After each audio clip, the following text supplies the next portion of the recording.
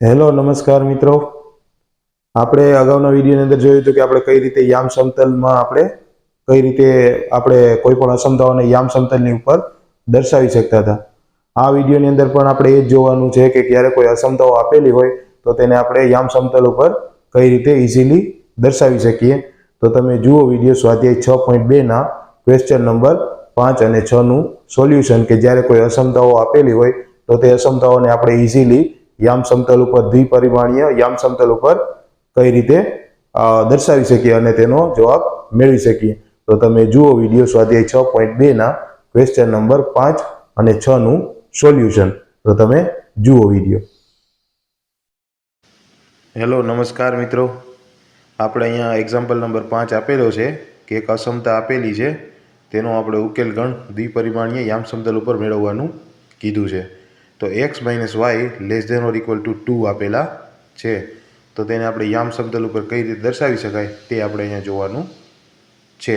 તો સૌથી પહેલાં અહીંયા એક યામ સમતલ આપણે લીધો છે x અને y રેખાવાળો, બરાબર છે, અને આ x - y <= 2 એ આપણે કઈ રીતે આની ઉપર આવશે તે આપણે અહીંયા આલેખ ઉપર દર્શાવીએ, જેથી કરીને તમને સમજી શકો કે આ અસમતા આ દ્વિપરિમાણીય યામ સમતલ ઉપર કઈ રીતે આવશે, બરાબર છે.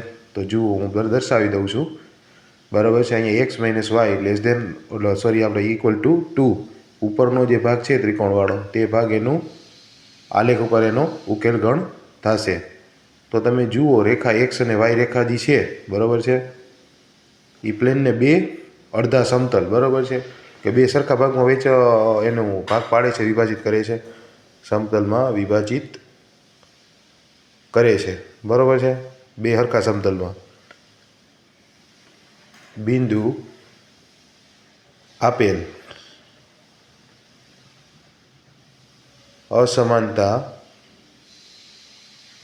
આપણે જે બિંદુ આપેલું છે, આપણે જે બિંદુ આ લીધા છે -2 અને 2, તે એ અસમાનતા આપેલી છે તેને સંતોષ છે કે નહીં, બરાબર છે, કે તેના અંડરમાં આવે છે કે કેમ તે નિર્ધારિત કરવું હોય તો તેના માટે આપણે એક બિંદુ 0 0 સિલેક્ટ કરીએ, બરાબર છે. કેમ કે આ તો મેં તમને રેખા અહીંયા દોરીને આપી દીધી છે કે પ્રદેશ એટલો કેટલો થાય, પણ એ પ્રદેશ કઈ રીતે મળ્યો છે તે હું તમને અહીંયા સમજાવું છું, બરાબર છે. તો બિંદુ 0 0 આપણે પસંદ કરી લઈએ. તો બિંદુ 0 0 પસંદ કરીએ, બરાબર છે. તો જ્યારે 0 0 કિંમત મૂકીએ તો આવનારી કિંમત જે છે તે સાચી મળે છે કે કેમ તે આપણે જોવું પડે. તો જોતા લાગે કે x - y એટલે 0 - 0 <= 2, બરાબર છે, અથવા 0 <= 2, બરાબર છે. તો એ સાચું છે, કેમ કે 0 છે એ 2થી નાના હોય અથવા 2 જેટલા હોય એ કહી શકાય આપણે. તેથી નીચેનો અડધો સમતલ, બરાબર છે, કે અડધો ભાગ જે છે તે આપેલ અસમાનતા નો ઉકેલ પ્રદેશ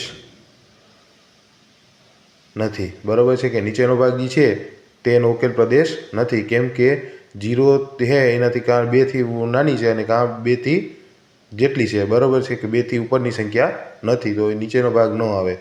તો આપેલ અસમતાનું સોલ્યુશન ક્ષેત્ર, બરાબર છે, કે તેનો ઉકેલ ગણ જે કેવો વિસ્તાર થશે તો ઉપરનો ભાગ બધો થશે, નીચેનો અડધો ભાગ જે છે તેનો ઉકેલ પ્રદેશ ન થાય, કેમ કે એની 2થી કિંમત એની બધી નાની આવશે, બરાબર છે. તો રેખા સહિતના બિંદુ 0 0 ધરાવતો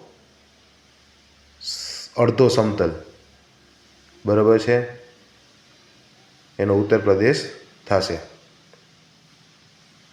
એવી જ રીતે અહીંયા એક્ઝામ્પલ નંબર 6 આપેલું છે, તેની અંદર પણ એક્ઝામ્પલમાં આપણે એક અસમતા આપેલી છે, તેને આપણે અહીંયા સિમ્પલ x અને y જે યામ સમતલ આપેલો છે તેમાં દર્શાવવાની કીધી છે. તો 2x - 3y > 6, બરાબર છે. આ અસમતા છે તેને આપણે અહીંયા યામ સમતલ ઉપર કઈ રીતે દર્શાવીએ તે જોઈ લેજો. હું આગળ તમને આપી દઉં છું ગ્રાફિકલ આપણે એને કઈ રીતે દર્શાવી શકાય રજૂઆત, બરાબર છે.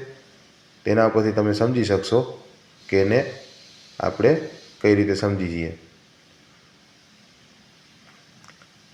તો અહીંયા હું ડાયરેક્ટ સીધો દોરી આપીશ અને પછી આખું સમજાવીશ કે કઈ રીતે આવે છે.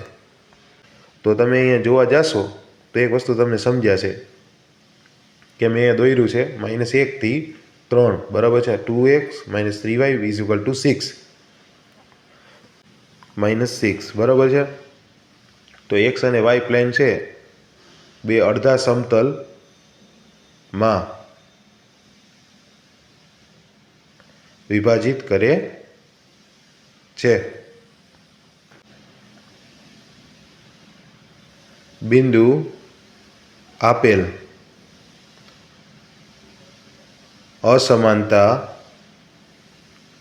ને સંતોષશે કે કેમ તે નક્કી કરવું હોય આપણે, તો તેના માટે એક બિંદુ આપણે સિલેક્ટ કરવું પડે અથવા પસંદ કરવું પડે. કેમ કે એ બિંદુના રેફરન્સથી આપણે જોઈ શકીએ કે જે રેખા આપણે દોરી છે એક્સ અને વાય તે આ અસમતાને સંતોષશે કે કેમ, બરાબર છે, કે એનો ઉકેલ પ્રદેશ થશે કે કેમ એ આપણે જોઈ શકીએ. એના માટે તો આપણે બિંદુ કયું સિલેક્ટ કરી શકીએ, તો 0 0 સિલેક્ટ કરીએ આપણે.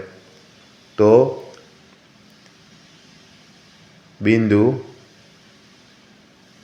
0 0 તરીકે પસંદ કરીએ. બરાબર, 0 0 બિંદુને પસંદ કરીએ એટલે ઉગમ બિંદુ છે એને આપણે પસંદ કરી લીધું છે.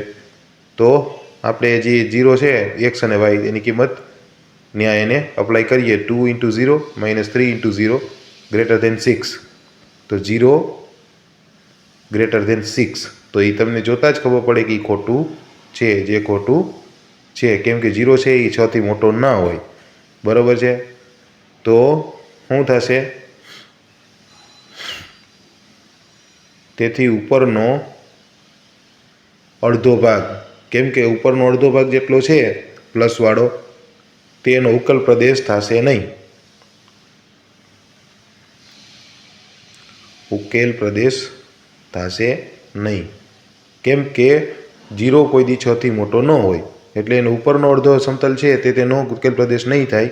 એનો ઉકેલ પ્રદેશ શું થશે, તો નીચેનો જેટલો ભાગ છે તે એનો ઉકેલ પ્રદેશ થશે, એનો સોલ્યુશન ક્ષેત્ર બનશે, બરાબર છે. જેમાં આ અસમાનતા આપેલી છે તે ઉકેલમાં હોય અથવા એનો ઉકેલ મેળવી શકીએ.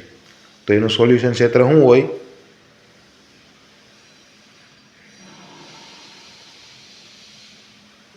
અડધો સમતલ, બરાબર છે, જેમાં સમાવિષ્ટ નથી, બરાબર છે, કે જેમાં સમાવિષ્ટ શું નથી, બિંદુ 0 0 0 0 વાળું બિંદુ છે પણ એ પણ એમાં સમાવિષ્ટ થશે નહીં. કેમ કે એ 0 થી પણ દૂર છે એટલા માટે.